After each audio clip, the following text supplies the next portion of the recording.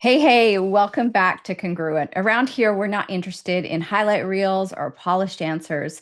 We're here to talk about the truth beneath success, the cost you've carried, the wake up calls you couldn't ignore, and what it really takes to build success that actually feels good. And today, I'm so excited to have my guest on. It's Tracy Goodwin, who's one of my favorite people. She's become a friend. She's also one of my coaches and mentors. And she has developed something called the psychology of the voice. And Tracy knows all about what it takes to overcome things that are holding us back in our lives that usually started from when we were children, that are impacting how we are showing up today. So, Tracy, I would love for you to introduce yourself to everybody and tell them how amazing and brilliant you are and what it is you do with people, how you support them. And then I'll dive into all these questions that I want to know about you. Sure. Well, thank you for having me. And we may just have to start off with a competition of who adores who more. So Mm. let me just throw that out there because I just adore you and all the work that you do and the work we've been able to do together. So I'm thrilled to be here. And the toughest question I think that people can ask me is tell us what you do because there's in many ways a lot of people will say you're a voice coach, but don't call yourself a voice coach. And it has taken quite some time to craft that I am a voice decoder Mm. and a researcher and a voice behavioralist. I work with the vehicle of the voice because the voice holds all of our scars and wounds and misrepresents us through sound in the world, but it's nothing typical voice coaching. As you know, there's such a psychology that we have to how we use our voice that psychology started being formed before we were five. I work with that psychology and I work with what is what is being held in the body of the voice in the muscle memory, really ultimately getting people back to who they were put on this earth to be versus who the world told them to be. Mm. I resonate with so much of what you've said because through our work, you've learned where, I've been afraid of my own voice, standing in my own authority. The worst question to ask me is, what do you do, Lisa? Mhm. Because it's such a broad range and I've had to narrow it down so it makes sense to people. I would really love to hear your journey into stepping into that for yourself because I think so many people see us as successful coaches, but they don't actually see the work that we had to do, the messy middle of the, peeling back the things within us that were actually preventing us from stepping into that level of success or authority. I know for me, it's been a tremendous challenge. And I know for you, it's been a challenge. So I would love to hear about your personal journey. Like, where did you start? What was kind of your wake up call moment? And how did you get to where you are today? Yeah. I shockingly was raised in a family where I was not allowed to speak. Mm. And people say, what do you mean you weren't allowed to speak? Well, it was an extreme version of children are to be seen and not heard. Right. So it was very much, shh, stop, no, no. Every time I went to speak, we were not allowed to share or express any emotion. The word no was completely off the table. We were, especially me, I'm the youngest of four. I don't really feel like my older siblings got it the way I did. I was to sit there and look pretty and say nothing. That was foundational for the fight that ensued within me to do this work. I knew from an early age I could hear 7 layers of sound. I thought everybody could. I knew because of the opportunities that were presented to me that I was supposed to be a voice coach. But I had this internal war going on. How in the world am I to be a voice coach? Who would hire? And let me back up a second because there were some pretty catastrophic things that happened in my story. I was severely beaten in a play because I was not because I couldn't say no. There were many, many things that led up to people starting to find me to coach their voices. And this was like Yellow Pages days. There was no real. And I fought it. I fought it like a mule being dragged through the sand. I was Jonah in the belly of the whale. I am not going to Nineveh. And these opportunities kept coming. And I had to really wrangle and get it. And it was, once I got it, it was quite simple. Once I could see it, that the mess, that the training ground happened when I was in the womb. That all of that wasn't a deficit. All of that wasn't going to prevent people from hiring me. It was going to align them to hiring me. Then I became a researcher literally at that time, but I believe I was a researcher in the womb because I was given this incredible opportunity to learn to navigate the world through a gift of hearing, which I did. So by the time I was in my early 20s, I had been a professional speaker already. I had been a professional actor already. Those were platforms for me to be heard where I wasn't heard at home. But people are still finding me to coach their voices. And I finally, I was probably about 24 when I got it. And I went, oh, okay. Okay, I get it. And I was focusing predominantly on dialects. I taught dialects to actors for movies at that time. And back then, 40 years ago, we took dialects away from business people. And it was in that discovery process. One day I woke up and I said, why do I sound Texan and the Irish sound Irish? I want to sound Irish. They sound really cool. And I went in to find out why. And in that process, I discovered the role of the subconscious in creating our voice. And that was it. I was like, okay, God, I get it. I'm in. I'm all in. And I've never looked back. Emotional listening to you. I could feel like the emotion in me because so much of my story mirrors yours, growing up in a family where I really felt like I didn't have a voice. And if I did have an opinion, they didn't want to hear it. Mm-hmm. And that's really played a role in me, putting myself out there. I joke that, once upon a time I had to hire a visibility coach just to, put Yeah. myself out there. It was such a scary thing for me. And it never really made sense on a conscious level, right? Which is why, you do the work that you do, because so much of how we show up in the world is coming from that subconscious place. So you mentioned this 7 layers of sound, and don't other people hear that? Mm-hmm. And I'd love to know more about that. How would you explain this 7 layers of sound? Well, let me just jump back to something that you just said because I want to acknowledge it. And I'm so grateful that you said that because the number of people that live that every day, and logically we can go, well, why can't I just show up? Why can't I just, I mean, logically it makes sense, but that connection to that past puts a hitch in the body, literally. Now, I always could hear the truth of what was happening behind a voice. I truly believe I learned to navigate that in the silence of the oncoming fury of my mother, Mm. to navigate energy and sound and how do I maneuver based on the layers that what I could hear what was really going on. After I was coaching but I believed everybody could hear like me. Never entered my mind that everybody doesn't hear 7 layers of sound. After I really the whole dialect thing and I started working with people, I could not go to the place yet of coaching the way you see me coach today. I still wanted to model what the world wanted. So I did typical voice coaching. So I would say, well, you just need to speak louder, Lisa. But I'm hearing these layers of your story in my head. And I'm going, that's not what's happening, Tracy. That's not she can't speak louder or whatever it is. But I had to deal with my own fear based on my past of people are going to be mad at me. That is what I call a core driver. That was a core driver for me. And I went to Texas. I was living in New York City and I went to Texas to teach a workshop and I did a role play with a young man and he rattled off something and I went, oh, I get it. You fell in love with a girl, but she broke your heart. You moved down here to Texas to be with her and now y'all are broken up. You don't know what you're going to do. You think you're going to go back to Maryland, but you don't know if you want to go back to Maryland. I did this whole monologue and he looked at me and he said, how did you know that? And I said to him, did I get it right? And he said, yeah. And I looked around the room and everybody, of course, kind of freaked out. They're backing away a little bit. And I said, did y'all hear what I just identified? And they said, now we do.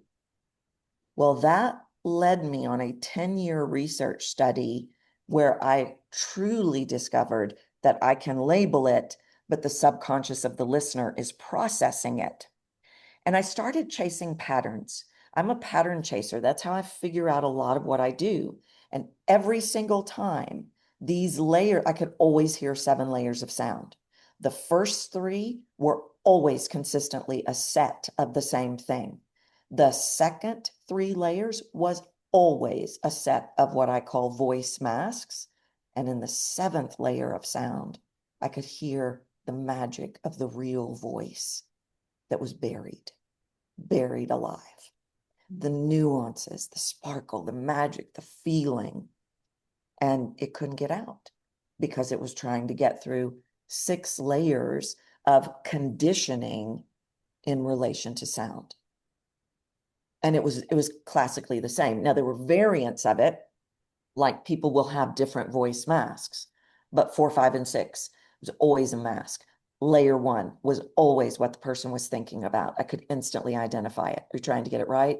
Are you thinking about what I'm thinking about? It was classically the same. So And if I just understand, so I yeah, need to, uh-huh. so layer one is what the person is consciously thinking about while they're speaking. That's the first thing you hear.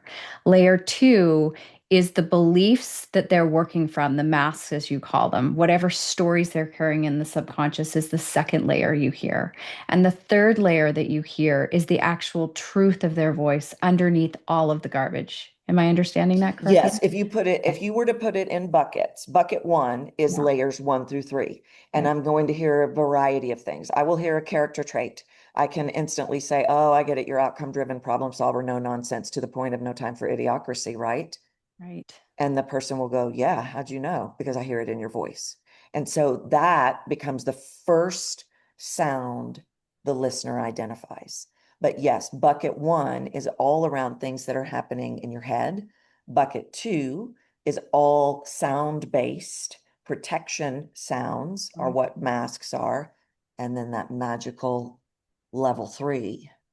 So what I've always been drawn to you is with your work and my work is so similar, but we do it Mm. in a different way, right? I can hear the words under the words that people are saying. As soon as they start telling me about themselves, I can identify exactly what's going on in their life, where it's come from, what's driving it. I still to this day can't explain how I do that. So Yeah. it's never going to fit into a nice, neat marketing package. But in knowing this, this has been part of my struggle around stepping into my authority. And I'm assuming, even with your research, because we often go to research as a way to like validate us so that we can show up and say, like, no, no, this is a real thing. I want to hear how did you peel these masks back for yourself? Because it's one thing knowing that we're superhuman, and some of the lessons that I've learned over the past, I don't know how many years now, is we can't escape being human and we can be world-class coaches. We can create like amazing results in other people, but it doesn't mean that we can bypass our own stuff. And we're often not as good at pinpointing our own things. So I'd love to know how you went from like, oh my God, I have this gift. I know I can do this because I've had this moment too, to then making the shifts that you needed to make in order to start to step into your authority and really claim your leadership and success. Yeah, and it's a combination of a couple of things. I will often say everything I teach was created from a survival tactic I needed. Conflict is a perfect example. Or we could go back to when I said I struggled to be able to say, well, Lisa, you're coming across condescending, and that is not landing well, you're not, but I'm giving you an example because I had so much programmed in around people pleasing. It was survival. It was nervous system based. It was catastrophic results. And I would see these things in other people and I would fix them and I would see them in myself and I would come up with a strategy and a solution. I love to talk about how I created something around conflict. That's one of the biggest things I deal with my people. They're afraid of conflict. So they will put on a bunch of masks to around conflict. Well, I was terrified of conflict, because I mean, I would move out of state, change my hair color before I would have a conflict because of the way I was raised. And I would sit with it, Lisa, and I would go, okay, what I would work my own process that Mm. I was formulating and creating for people based on what I heard. I would work it on myself, and I would have to go within and really unravel the layers, just like I do with people, of what's really happening. And then I would create a tactic. Go back to the conflict example. If somebody would attack me, let's say I'm teaching a class and somebody's like, I'm not doing any role play. This is stupid. I'm not an actor. All my stuff would be triggered. And I would create, okay, what is the strategy for me to be able to handle conflict? And I would test it.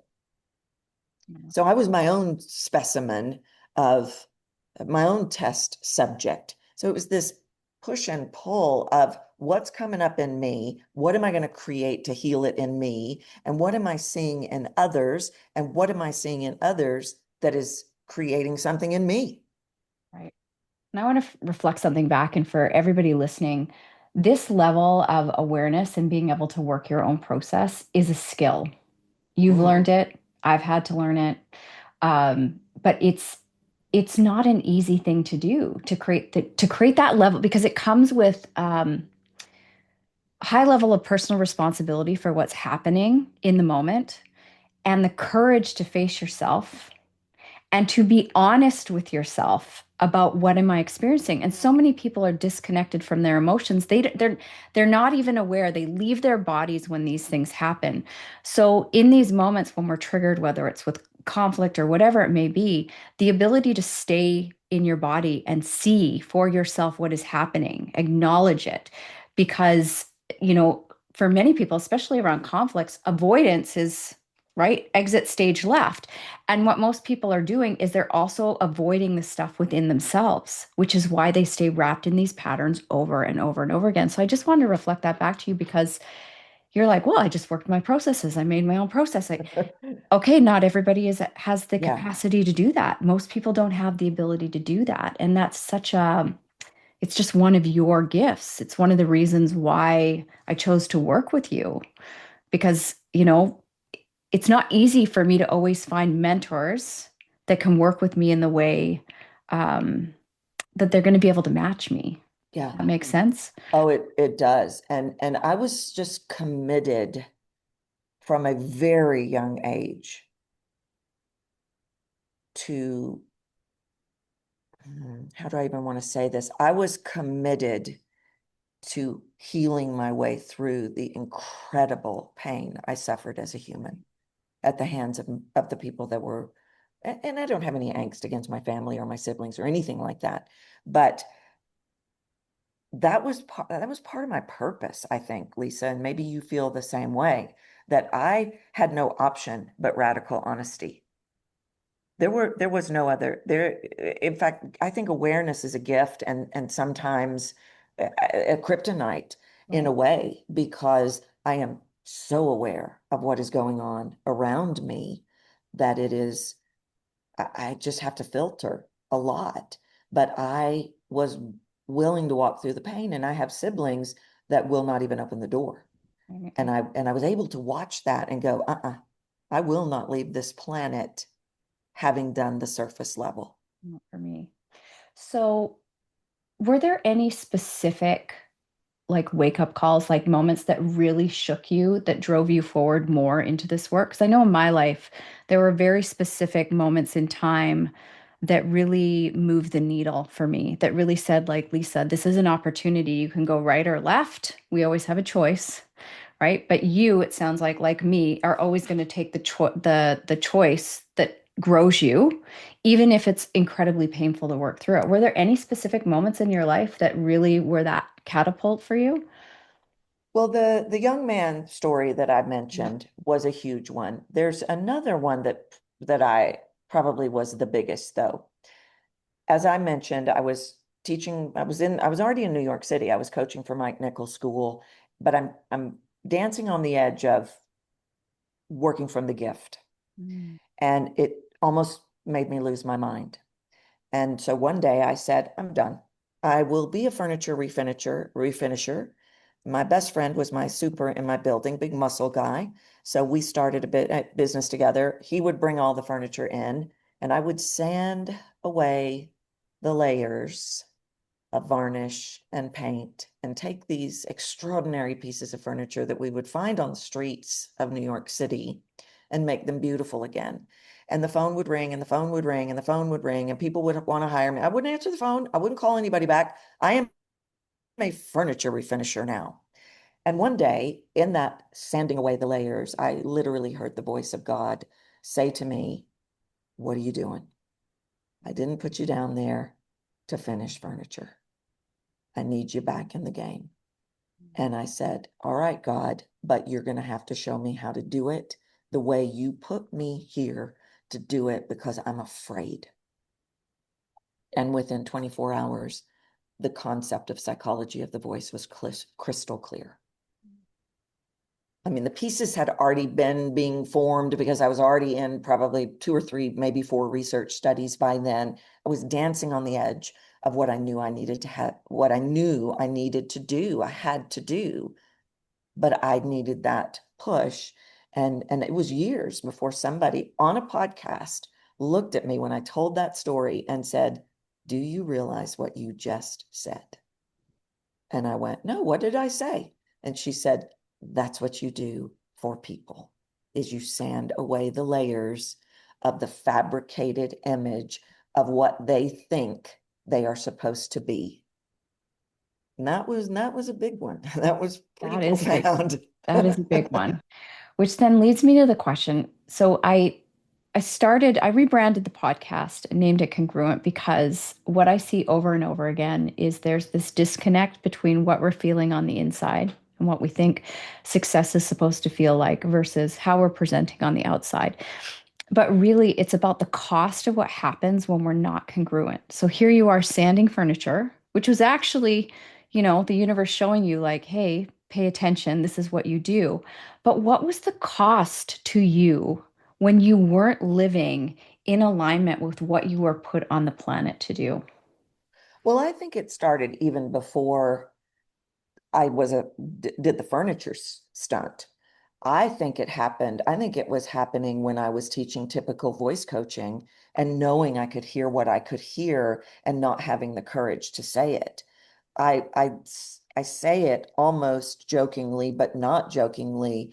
I I was going crazy in a way because I could hear these things, but I was in a paralysis to take action on them. I had to keep myself in a place of safety, and it was miserable. It was all miserable. I mean, even the furniture, it was fun, it was creative, but it was torture every time the phone rang and somebody wanted to hire me.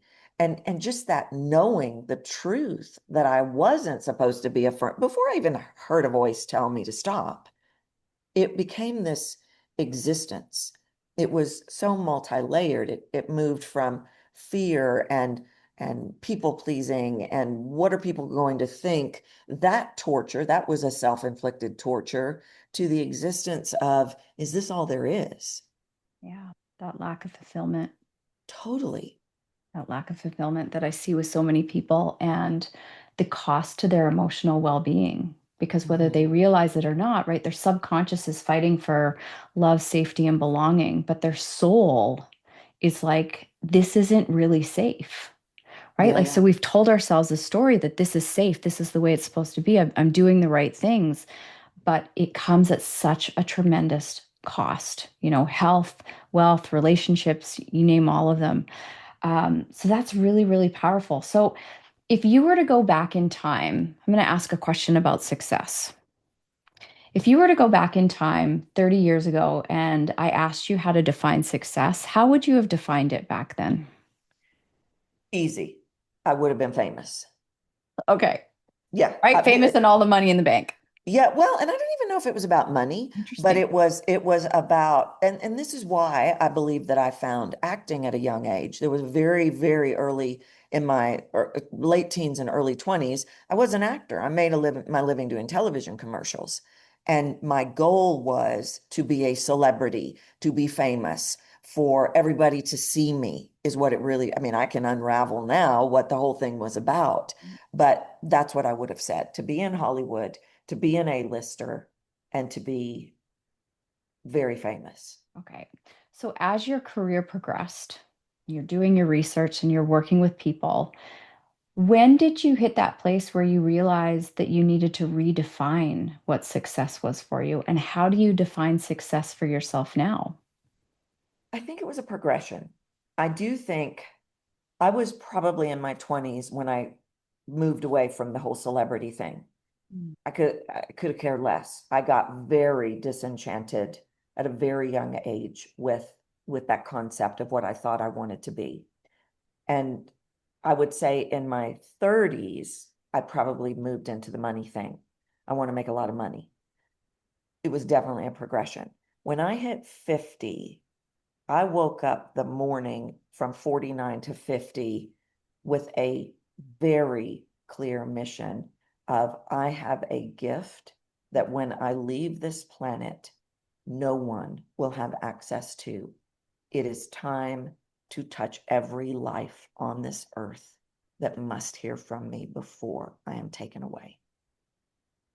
And that is how I opt. That is to me success. And it's not even like, well, Lisa, I'm gonna coach 1 million women. No, it's please put me in front of everyone whose message I have so that I can impact their life.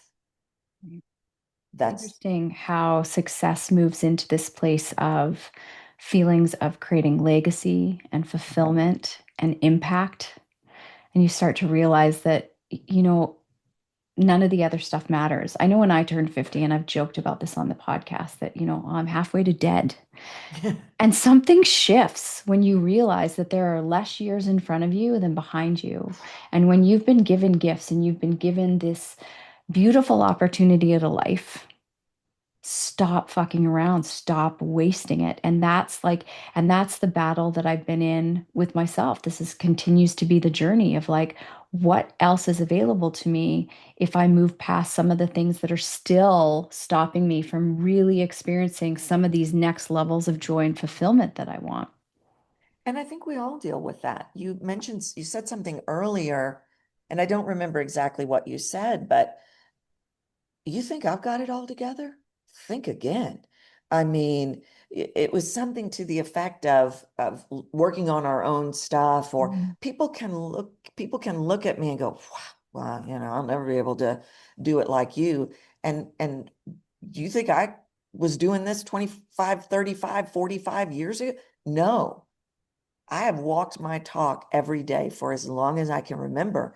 And every day I get a new opportunity to work through something new. Isn't that the truth? Hmm. Right? I think that this is where people can get caught in self-development.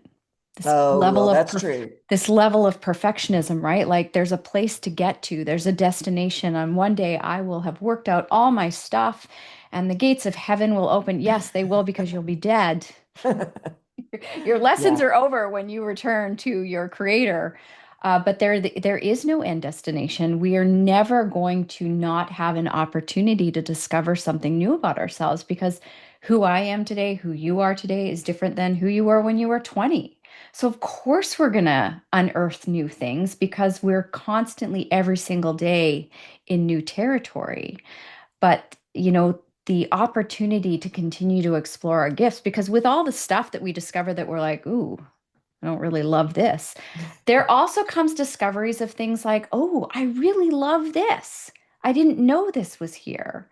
How can I move towards that more? And I think that that's the power of doing this work. And is it opens doors to things that you maybe never thought possible. But if we stay in this narrow definition of how people are seeing success, if we stay in this place of not allowing ourselves to be fully expressed or really experience joy, if we stay in this place of perfectionism, overworking, being super busy, I'm sure you got caught up in some of those things as your career expanded, being busy, over functioning. Oh, well, I was raised by a workaholic father, Right. And I think that it's an illusion, but it's a trap of, well, I love what I do. Oh, yes. So I'll just do it 80 hours a week, you know. But yeah, that's a battle. That is definitely a battle I had to get on the other side of. And I think so much of it all goes back to something you said in the very beginning when you even asked me to introduce myself, you said something about talk about all your greatness. And I think we have to get to a point where we're willing to own our greatness and own our magic and own that we really are worthy of something beyond 80 hours a week of work. What do you believe is the biggest thing that prevents people from allowing themselves to stand in their greatness, however they want to define it, right? Like become 100% of who they are. I try to stay away from like, buzzy, coachy words and Mm, make it like a tangible thing. Like people talk about playing small. What is it that you think is the kind of some of the biggest pieces that stop men and women from really moving into what's possible for them? easy. When I listen to a voice, I hear those 7 layers, but I'm always in that unlayering process that I'm doing. I'm always listening for a why behind a why behind a why behind a sound. Mm, And again, pattern chasing. Decades ago, I realized it always goes back to one of 5 wounds: mm, fear of judgment, fear of rejection, fear of abandonment, sense of belonging, and am I worthy? yeah. That becomes the driver to, if I own my greatness, well, they're probably going to reject me. If I believe I'm fabulous, ooh, but I better not say it because I'll be judged.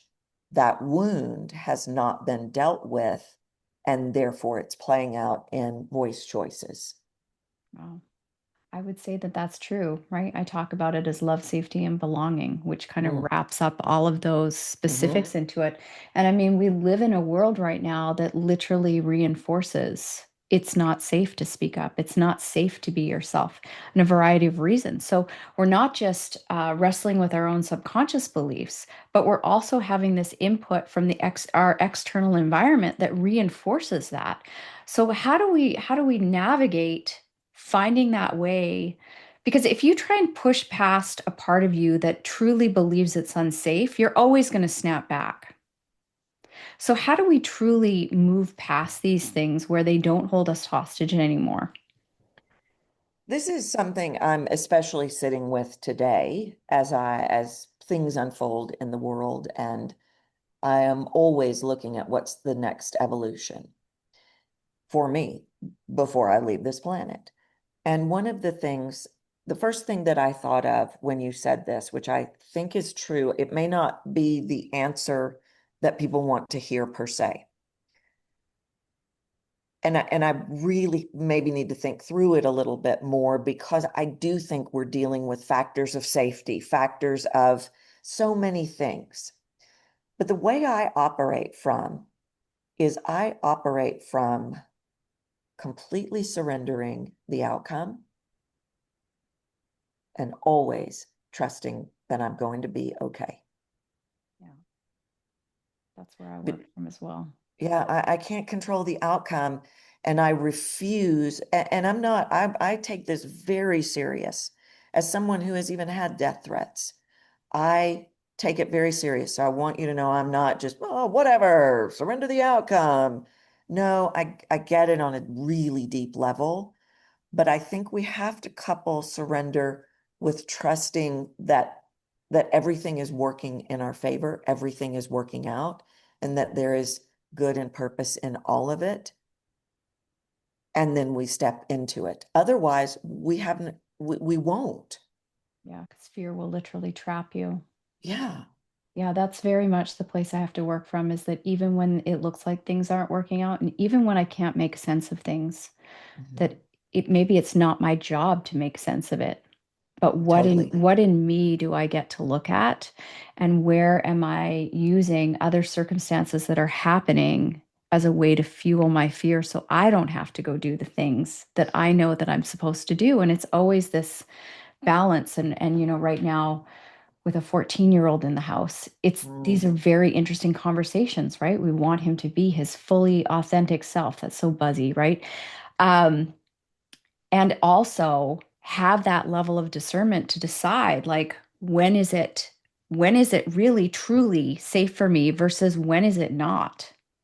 And that's a hard thing to teach a 14-year-old. Yeah, well, I think it's hard to teach a 40-year-old, Fair. and I love the word discernment. And I think we have to function in this world so incredibly present that we can process in the moment. And I think that's a challenge for people. We don't want to be present. You mentioned earlier, we're just so disconnected and so checked out, and we've got to get back to being present. And therefore, we have to be willing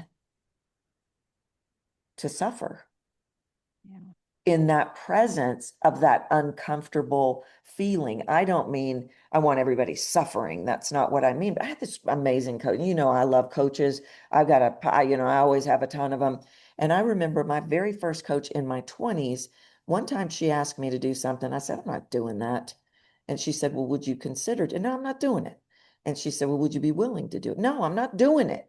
And we got to, would you be willing to be willing to be willing to be willing to consider doing it, Tracy? And I said, that I will do. And maybe that's what we have to, I love that teaching tool. 40 years later, I'm using it. Maybe we just have to be willing to consider being present and feeling uncomfortable and utilizing that discernment rather than completely operating from that wound. Yeah. One of the things that I invite my people into is understanding that creating what it is you want in your life, moving away from your wounds, healing yourself, however you want to phrase it, becoming the Yeah. best version of yourself requires that you expand your capacity for discomfort, the discomfort that's within you. There's no way of getting around that. Like, there's no way. Even if you look at nature, right? Nature doesn't, everything's dying here now, right? We're going into fall.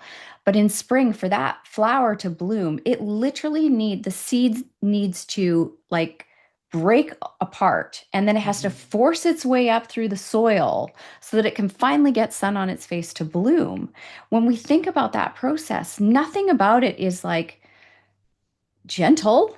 Like nature Mm. is not gentle when we want to bloom. So I know a lot of people use the metaphor of a butterfly. I think it's a bit overused. So that's why I try and go to like think about a seed that is growing the food you're going to eat. It's going to nourish your body, but man, the process to go from seed to plant is pretty disruptive. Absolutely. And I think my favorite is about the eagle. Mm. I'm a half-breed Choctaw Indian, and Oh, I didn't know that. my father was a full-blooded Choctaw Indian, Wow. and he well, that's a whole other episode. But the story of the eagle, at some point, and I'm probably not going to tell it right, but the eagle has to decide because their beaks wear down, and they have to decide, am I going to die or am I going to knock this beak off and form a new beak? And they fly high, high, high up in the mountains, and they use that beak to pull all their hair out, and then they slam that beak on the rocks so that they can create a new beak. I can't even fathom that. I can't even wrap my mind around that. But it literally becomes this choice. And I don't think it has to be that dramatic for us, but just to validate what you're saying. No, nature is not. That eagle has to be willing to survive and be willing to go through the pain and suffering and the recreation in order to survive. Amazing. Wow, I've never heard that before. I've I'm heard not about telling it right. lobsters. I've heard Yeah, about yeah, yeah. lobsters. That's Yeah, another one, yeah. right? Oh, Like that's they have another to one. Oh, yeah, yeah. disappear to like literally grow a new shell. So you talked about working with coaches, and I work with coaches. Obviously, you're one of my coaches. How has coaching been instrumental for you in terms of redefining success and finding more fulfillment in life? I think it has become very much a vehicle.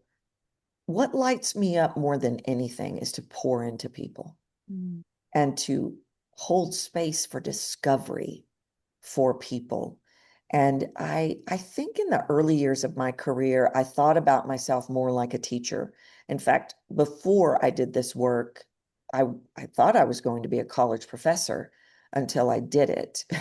I realized very quickly I am not cut out for this. And I moved on and created what I do today.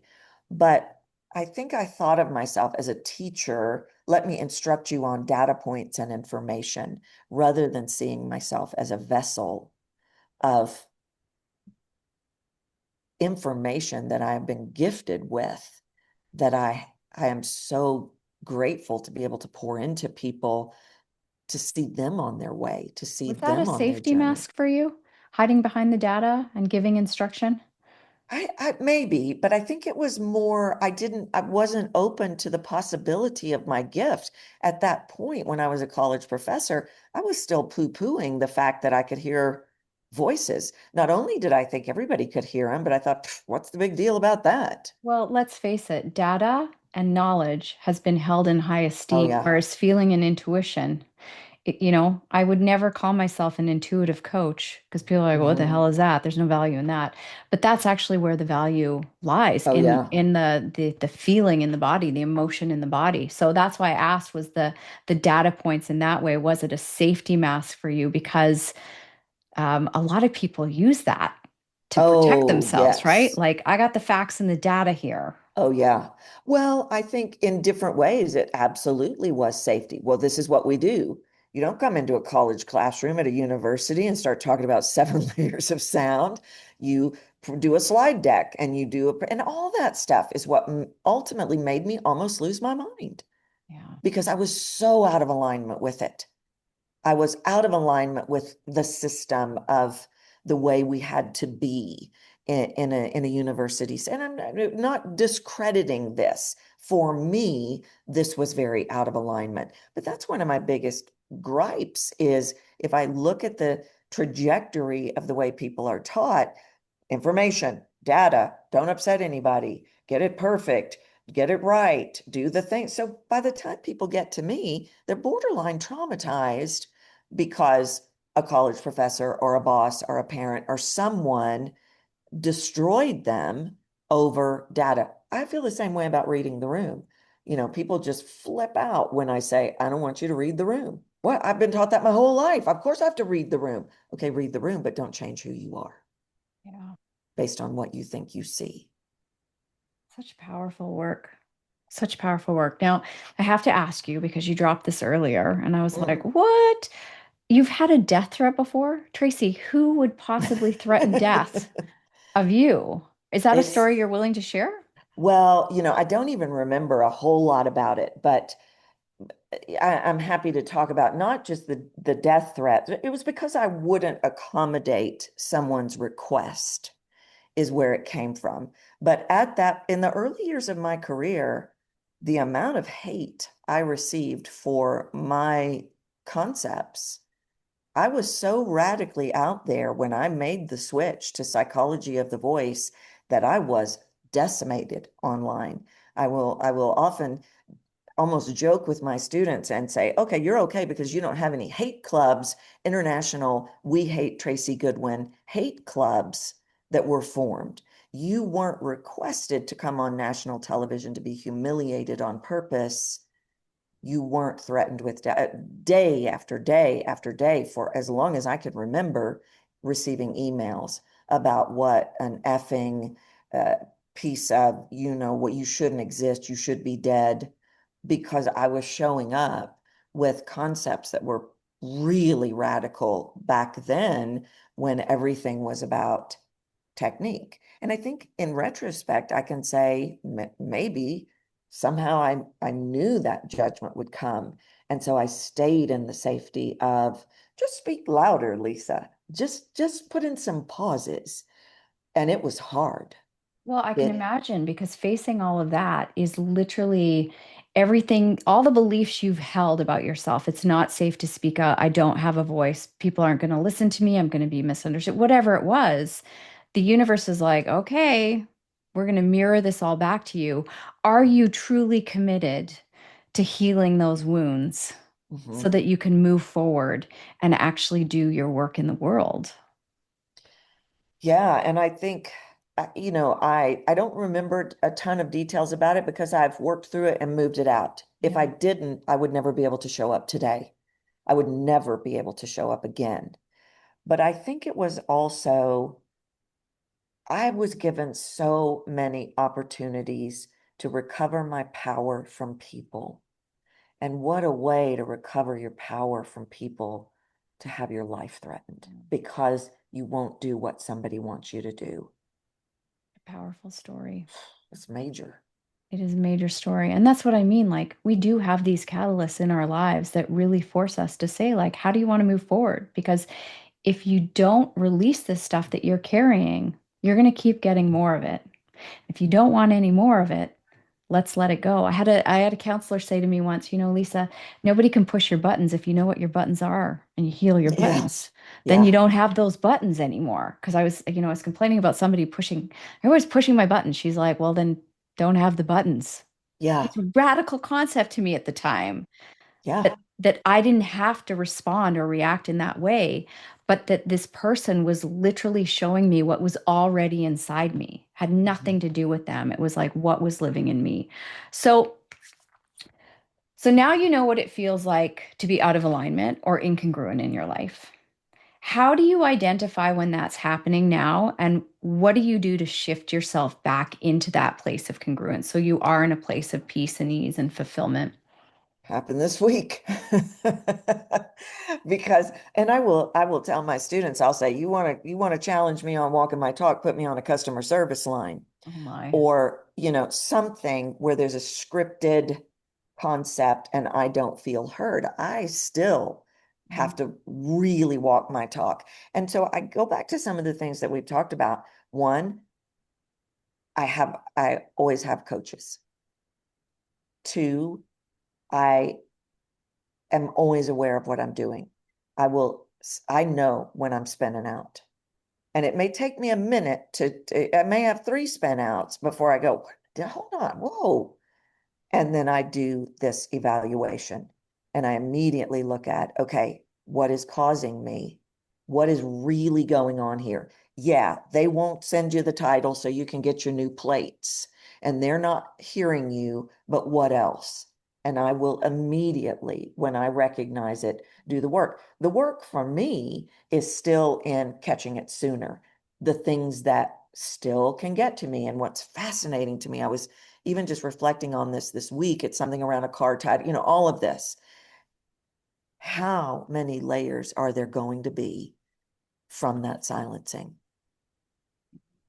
And that, because that was still a remnant, I call it remnants of the reason you're so upset, Tracy, is no one is hearing you. In those moments, have you also gotten really good at meeting yourself with compassion? Yes. That And was a pause. yeah, That was yeah, a yeah, pause. yeah. I have to say yes. And I think that's been the hardest part of my journey because I've operated under and again, I don't say this from a place of anger, but probably up until the time my mother passed away, I was still receiving text in all capital letters, "Why are you such a problem?" And this was, maybe 5 years ago.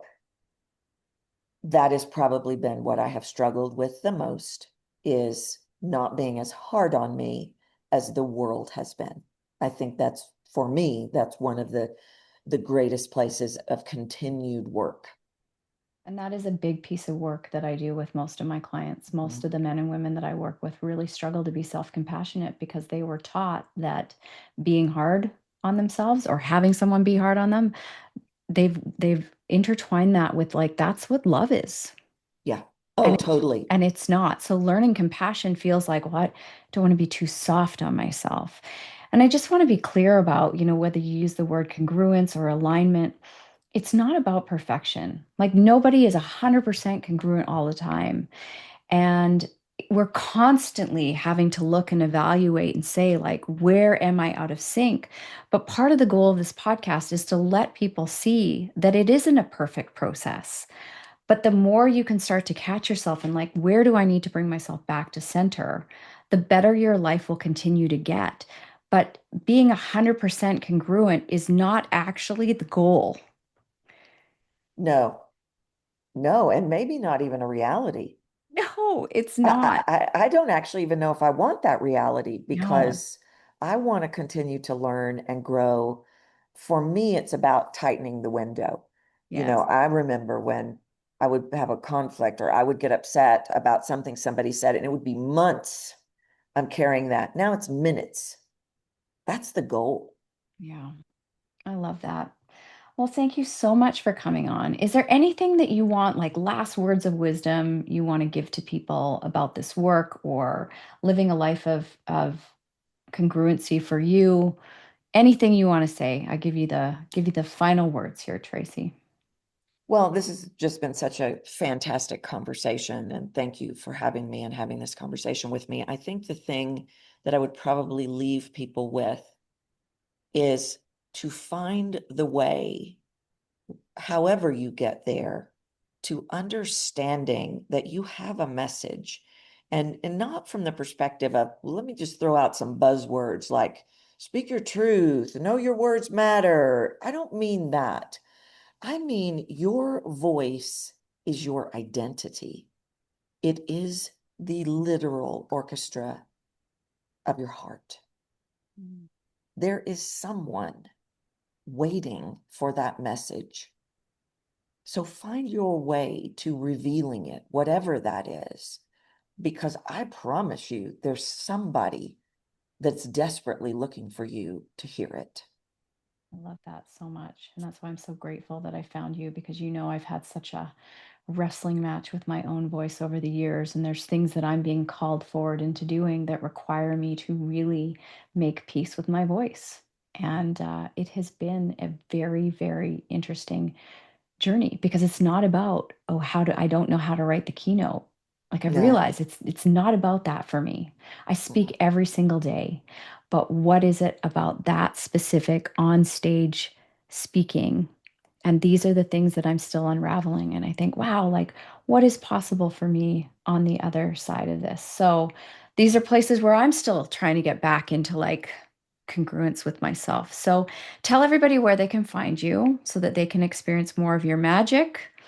Well, I am Captivate the Room just about everywhere except LinkedIn. I'm Tracy A. Goodwin, but Instagram, TikTok, all the things. I'm Captivate the Room or captivatetheroom.com. And it is in your best interest to know this woman better. So thank you so much for coming on, Tracy. Thank you for being such an amazing guest and being so open about your stories. I appreciate it so much. Thank you.